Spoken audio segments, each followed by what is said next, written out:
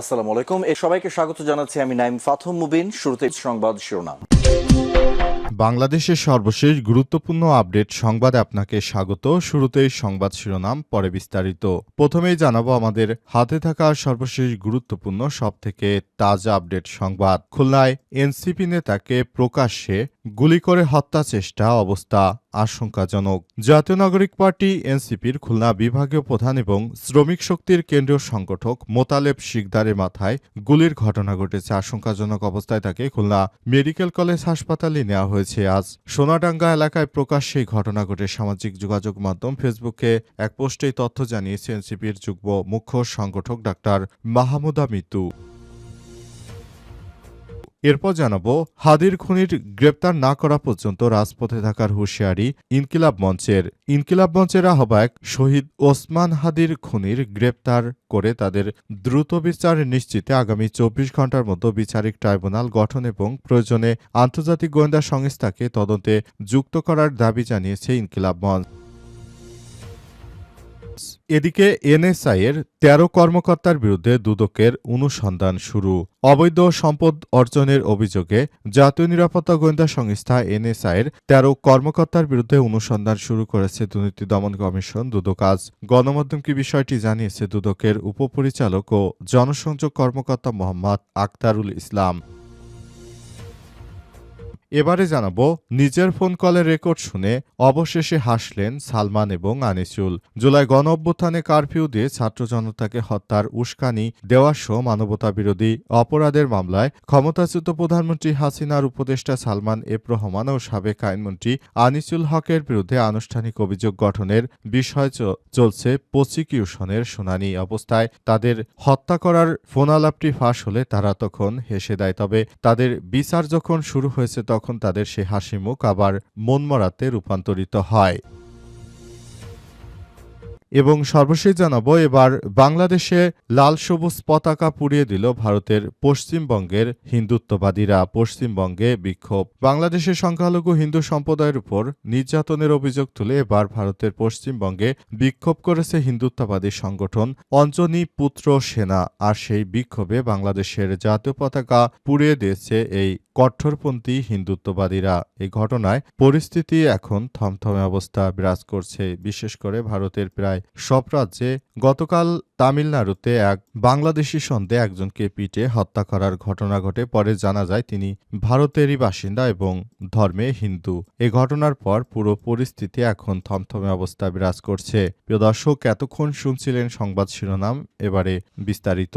তবে তার আগে বন্ধুরা অনুরোধ থাকবে এই সংবাদটিতে একটি লাইক দিন। এই চ্যানেলে আপনি নতুন হয়ে থাকলে আমাদের সংবাদটি দেখতে দেখতে চ্যানেলটি সাবস্ক্রাইব করে রাখুন। কমেন্ট করে বন্ধুরা আপনার মূল্যবান মতামত জানিয়ে দিন আপনি বিশ্বের কোন দেশ থেকে বা বাংলাদেশের কোন স্থান থেকে আমাদের সংবাদটি দেখছেন এবং শুনছেন। আর বন্ধুরা, সংবাদটি আপনার সোশ্যাল মিডিয়া ফেসবুকে শেয়ার করে বন্ধুদেরও দেখার সুযোগ করে দিন।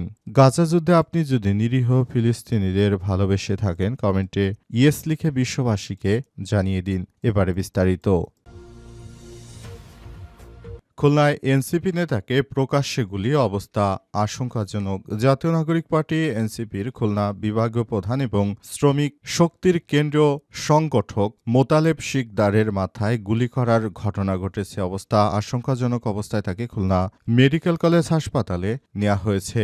আজ দুপুর 12টার দিকে সোনাডাঙ্গা এলাকায় প্রকাশ্যে এই ঘটনা ঘটে। সামাজিক যোগাযোগ মাধ্যম ফেসবুকে এক পোস্টে এসব তথ্য জানিয়েছে এনসিপির যুগ্ম মুখ্য সংগঠক ডাক্তার মাহমুদা মিতু। পোস্টে তিনি লিখেছেন, এনসিপির খুলনা বিভাগীয় প্রধান এবং এনসিপির শ্রমিক শক্তির কেন্দ্র সংগঠক ও মোতালেব শিকদারকে একটু আগে গুলি করা হয়েছে। আশঙ্কাজনক অবস্থায় খুলনা মেডিকেল কলেজ হাসপাতালে তাকে নেওয়া হয়েছে। তার অবস্থা খুবই গুরুতর। তার মাথায় গুলি লাগার কারণে পুরো শরীরে রক্তে লাল হয়ে গেছে। এ অবস্থায় তাকে উদ্ধার করে খুলনা মেডিকেল কলেজ হাসপাতালে নেওয়া হলেও তার অবস্থা দেখে মনে হচ্ছে তিনি হয়তো শরীফ ওসমান হাদির মতোই তার অবস্থা এমন খারাপ হয়ে যেতে পারে, কারণ তার অবস্থা এমনিতে খুবই খারাপ এবং সেখান থেকে তিনি রিকভার করতে পারবেন কিনা সেটি দেখার বিষয়। কারণ বিপ্লবীদের হত্যা করার যে মিশনে নেমেছে, এই মিশন থেকে আরও সবাইকে বাঁচতে হবে এবং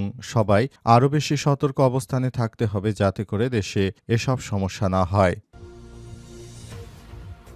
হাদির খুনিদের গ্রেপ্তার না করা পর্যন্ত রাজপথে থাকার হুঁশিয়ারি ইনকিলাব মঞ্চের আহ্বায়ক শহীদ শরীফ ওসমান হাদির খুনিদের গ্রেপ্তার করে তাদের দ্রুত বিচার নিশ্চিতে আগামী ২৪ ঘণ্টার মধ্যে বিচারিক ট্রাইব্যুনাল গঠন এবং প্রয়োজনে আন্তর্জাতিক গোয়েন্দা সংস্থাকে তদন্তে যুক্ত করার দাবি জানিয়েছে ইনকিলাব মঞ্চ। একই সঙ্গে খুনিদের গ্রেপ্তার না করা পর্যন্ত রাজপথে থাকার হুঁশিয়ারি দিয়েছে সংগঠনটি। আজ সোমবার রাজধানীর শাহবাগে জাতীয় জাদুঘরের সামনে আয়োজিত এক সমাবেশে ইনকিলাব মঞ্চের সদস্য সচিব আব্দুল্লাহ জাবের এসব কথা বলেছেন। তিনি বলেন, হাদির হত্যাকাণ্ডে দৃশ্যমান ও কার্যকর পদক্ষেপ না নিলে রাষ্ট্রের উপর জনগণের আস্থা আরও ক্ষুণ্ণ হবে। সেজন্য ওসমান হাদি হত্যাকাণ্ডে সুষ্ঠু তদন্ত ও বিচার নিশ্চিত করতে প্রয়োজনে আন্তর্জাতিক গোয়েন্দা সংস্থার সহায়তা নিতে হবে রাষ্ট্রকে। ওসমান হাদি হত্যাকাণ্ডের বিচার না হলে এরকম ঘটনার পুনরাবৃত্তি ঘটতে পারে উল্লেখ করে তিনি বলেছেন, ওসমান হাদির রক্ত ঝরেছে আর আমরা যদি খুনির বিচার দেখতে না পাই সেটি আমরা কখনোই মেনে নিতে পারবো না। সরকারকে বলতে চাই, আপনি দ্রুততম সময়ের মধ্যে আটক করে এসব কার্যক্রম আরও দ্রুত বেগে চালিয়ে নিন। অন্তর্বর্তীকালীন সরকারের প্রধান উপদেষ্টা প্রফেসর ডক্টর মোহাম্মদ ইউনূসের সরকার নতুন বাংলাদেশ গড়ে তোলার জন্য যে কার্যক্রম শুরু করা দরকার সেই কার্যক্রমগুলো চালানোর জন্য আরও বেশি দায়িত্বশীল ভূমিকা পালন করতে হবে।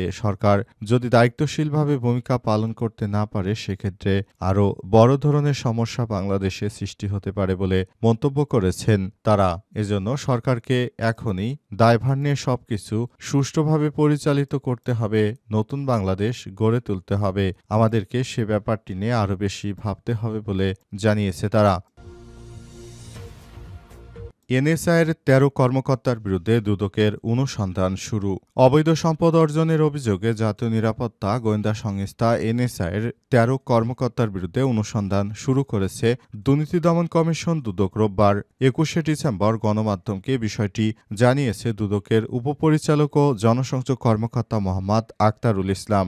যাদের বিরুদ্ধে অনুসন্ধান শুরু হয়েছে তারা হলেন পুলিশের এনএসআই এর অতিরিক্ত পরিচালক মোহাম্মদ আজিজুর রহমান, এমএসকে শাহিন, মোহাম্মদ জহির উদ্দিন, যুগ্ম পরিচালক মোহাম্মদ ইসমাইল হোসেন, জিএম রাসেল রানা, এফএম আকবর হোসেন, মোহাম্মদ নাজমুল হক, বদরুল আহমেদ শেখ, শাপিনুল হক, উপপরিচালক কামরুল হাসান, আমিনুল হক, শেখ খায়রুল বাশার ও জোহরলাল জয়ধর। এসব কর্মকর্তার বিরুদ্ধে ওঠা অভিযোগ যাচাই বাছাইয়ের অনুসন্ধান ও কর্মকর্তাদের দায়িত্ব দিয়েছে সংস্থাটি। জানা গেছে, অভিযুক্ত কর্মকর্তাদের বিরুদ্ধে ক্ষমতার অপব্যবহার, মানি লন্ডারিং এবং নিজ স্ত্রীর বিরুদ্ধে নানারকম সম্পদ অর্জনের তথ্য পাওয়া গেছে এবং এই সম্পদ অর্জনের কারণে এদের বিরুদ্ধে মূলত এই অভিযোগ পাওয়া গেছে এবং সে অনুযায়ী দুদকের কর্মকর্তারা কাজ করছে। দুদকের পক্ষ থেকে বিষয়টি নিশ্চিত করে আজ এসব বিষয় নিয়ে পুরোপুরি জানানো হয়েছে যে আসলে কিভাবে সমস্যাগুলো তৈরি হয়েছে এবং এই সমস্যার শেষ কোথায়। সমস্যাগুলো যে বা যারাই তৈরি করেছে এসব সমস্যাগুলো থেকে বাঁচার জন্য চেষ্টা করতে হবে। নিজেদের ফোন কলের রেকর্ড শুনে হাসলেন সালমান এবং আনিসুল।